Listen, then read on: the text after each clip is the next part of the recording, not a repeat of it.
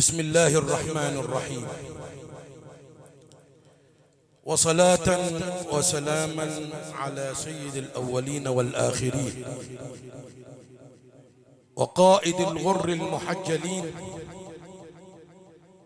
وسيد لواء الحمد يوم الدين سيدنا محمد الذي فاق النبيين في خلق وفي خلق ولم يدانوه في علم ولا كرم. دعا إلى الله فالمستمسكون به مستمسكون بحبل غير منفصل. فاللهم صل وسلم وبارك عليه وعلى آل بيته الطيبين الأطهار ومن سار على نهجهم واتبع سنتهم إلى يوم الدين. أيها الأحباب الجمع الكريم، إني أرى وجوها نيرة ما شاء الله لا قوة إلا بالله. حينما دعيت إلى أن أأتي إلى هذه البلدة قيل لي أنها بجوار بقيع مصر، البقيع الثاني في جمهورية مصر العربية. ففرحت فرحا شديدا لأن أأتي إلى هذه البقاع الطاهرة البهنسة الغراء التي كانت فيها غزوات المسلمين والفتوحات الإسلامية الكبيرة. فحضرنا وكلنا فرح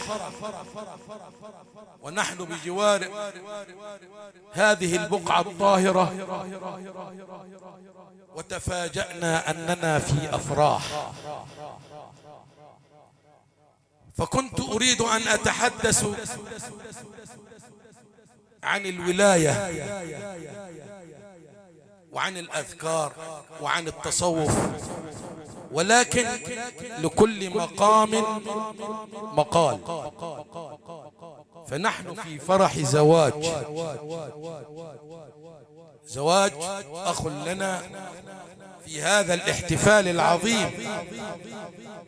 يقول ربنا جل في علاه: ومن آياته أن خلق لكم من أنفسكم أزواجا لتسكنوا إليها وجعل بينكم مودة ورحمة. وقال المصطفى عليه الصلاة والسلام: تناكحوا تناسلوا فإني أباهي بكم الأمم يوم القيامة. والزواج سنة عن المصطفى صلى الله عليه وسلم، فحيث أن الحبيب تزوج، زوج وتزوج. زوج حينما اختارته أمنا خديجة، هي التي خطبته، والباقي من قبل الله سبحانه وتعالى. فالزواج سنة، ولا بد أن يكون لنا اختيار. معاشر الشباب، من استطاع منكم الباءة فليتزوج، ومن لم يستطع فعليه بالصوم فإنه لكم وجاء. هذا كلام سيد المرسلين. من استطاع منكم الباءة المقدرة في المعيشة، الصرف والقوة والعتاد والسكن. من استطاع منكم الباءة فليتزوج. وللشاب أن يختار. حينما أن تتزوج اختر لنفسك من الأربعة. لحسنها تنكح المرأة لأربع: لحسنها ولنسبها ولجمالها ولدينها. فاظفر بذات الدين تربت يداك. يعني خليك في المتدينة، يعني متدينة وشكلها لا، اختار برضو الجمال، واختار ذات الحسن وذات ربما تكون قد نشأت في بيت كله كرم فترث الكرم والجود، وترث الأدب والأخلاق، فترث من أمها في البيت ومن أبيها ومن عائلتها، فاظفر بذات الحسب والنسب. أيضا حينما قال لنا الحكيم مقولة دائما وأبدا جميلة، الحكيم قال ايه؟ ما تسمعوني الصلاة على حضرة النبي، احنا مش في خطبة الجمعة، تصلوا على الحبيب صلى الله عليه وسلم. قال لك ما تاخدش الحنانة ولا الأنانة ولا المنانة، ولا تاخد الحداقة ولا الشداقة ولا البراقة. ايه هم دول يا سيدنا الشيخ؟ الحنانة اللي دايما وابدا عند جوزها تفضل تحن، انا اخويا جاب لي امبارح عطاني عيدية 1000 جنيه، وانا اخويا وابويا جاب لي ردب قمح، وتحن عليه، وابويا عمل لك وابويا سوالك. والأنانة اللي دايما وابدا يتئن يا شيخ شحات، تعبانة مريضة، ما افتكرتش غير هو جاي من الشغل هو تعبان، تفضل تئني وتحني. والمنانة اللي انا دايما وابدا اخويا عمل لك وانت فين، انت كنت فجري ونجري وكنتش معك حيلتك حاجة، ولا ما نسبت ما مش عارف ايه. طب الحداقة اللي دايما وابدا تبص لجارتها وتبص لسلفتها، انا مش عاوز اطول يعني بس نبذة بسيطة. والشداقة اللي فلانة علانة مش عارف ايه. والبراقة اللي دايما تحب نفسها كده تتزين وتتجمل. طب الزواج له أفراح. المصطفى صلى الله عليه وسلم ما عرس يوما إلا وأعد طعام، يعني ما اتجوزش سبهلله كده، كان كل ما يتزوج الحبيب صلى الله عليه وسلم يعد لأصحابه الطعام، حتى أنه في ذات يوم حينما كان متزوج وكان الدقائق قليلين وعمل ايه شوية مش عارف في المنيا يسموه حريرة حبوكة، اللي هو الدقيق كده مع المية السخنة، عصيدة زي ما تسموها، هي أسماء كثيرة. فالنبي صلى الله عليه وسلم بيصلي ركعتين جنبهم فسمعهم عمالين يتودودوا كل واحد، فانتبه إليهم الحبيب صلى الله عليه وسلم وقال لهم فيما كنتم تتمتمون. قالوا يا رسول الله والله إن الطعام مائعا، يعني الطعام خفيف. فضحك النبي صلى الله عليه وسلم. بتسمعون الصلاة على الحبيب كمان، سمعون الصلاة على الحبيب صلى الله عليه وسلم. فتبسم النبي ضاحكا وقال لأصحابه أو ما أحدثكم بما حدثني به أخي وحبيبي نبي الله سليمان. يعني حب يشد انتباه الصحابة. أقول لكم على حكاية حكاها لي سيدنا سليمان. قال قل يا رسول الله. قال لي أخي سليمان كنت جالسا على ساحل بحر وكنت متكئ، يعني متكئ كده، فإذ بي أرى عجبا، لقي عجب يعني. قال وما رأيت؟ قال رأيت ضفدع صغير كده يحمل ورقة شجر، يحمل ورقة صغيرة من الشجر وجرها لغاية ما وصل على ما بين المية واليابس. نملة تحمل ورقة من شجرة إلى أن وصلت إلى ساحل البحر، فيخرج ضفدع ويحملها بالورقة ويغوص في البحر. غوص في البحر وبعد شوية يروح طالع الضفدع ويروح رامي النملة على اللابس. كررتها النملة كذا مرة،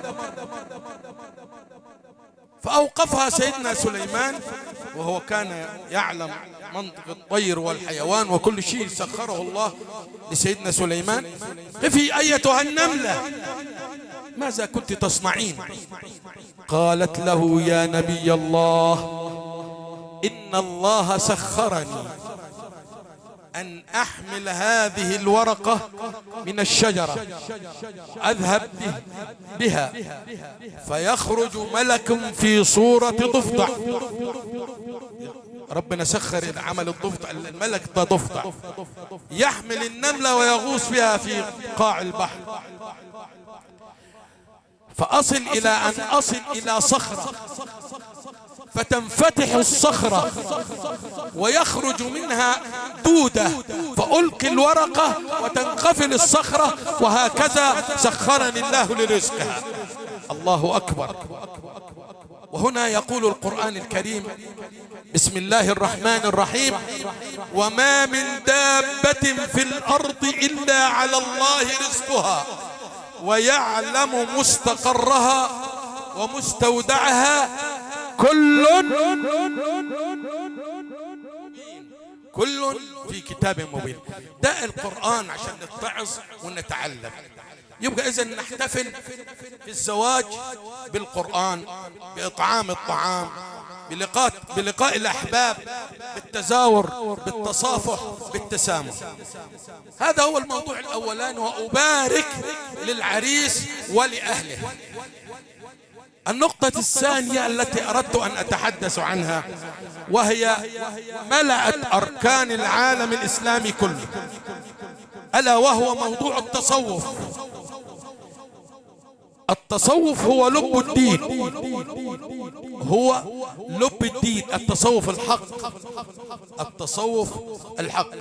طب ايه التصوف الحق؟ أئمة التصوف الأربعة، للتصوف أئمة أربعة، هذا ما درسناه، وانتسلت منهم شعب كبيرة كثيرة جدا، لكن الالتزام بالشرع، الالتزام بالشرع. أحد أئمة التصوف اللي احنا نتعلم على ايديهم قال ايه؟ ما تصلوا على الحبيب. سيدنا الإمام الرفاعي رضي الله عنه قال: طريقي دين بلا بدعة. خلي بالك هنفسرهم واحدة واحدة. دين بلا بدعة أي الالتزام بالكتاب والسنة. طريقي دين بلا بدعة وهمة بلا كسل. يعني دين انت عامل لي درويش واخد عهد وعامل لي صوفي ملزوق في التصوف، والأذان يأذن ما تقومش تصلي، ليس لك في التصوف ولا في الدين شيء. طريقي دين بلا بدعة وهمة بلا كسل ونفس بلا رياء. يعني ما تتعلاش على غيرك، يعني ما تحسبش ان عبادتك دي ده فرض ربنا عليك العبادة. وما خلقت الجن والإنس إلا ليعبدوه. طريقي دين بلا بدعة وهمة بلا كسل ونفس بلا رياء ونفس بلا شهوة وقلب عامر بالمحبة. ده اصبحت ان النهارده الاخو مش طايق اخوه في البيت، وانت عامل لي درويش وعامل لي تصوف. فين الصوفي اللي يلتزم بالكتاب والسنة؟ حتى كبار الصوفية قالوا: يأتي زمان على مريديني يقولوني ما لا أقول، فأتوا بهذا القول وطابقوه بالكتاب والسنة، فإن وافق الكتاب والسنة فهو كلامي، وإن لم يوافق فاضربوا به عرض الحائط.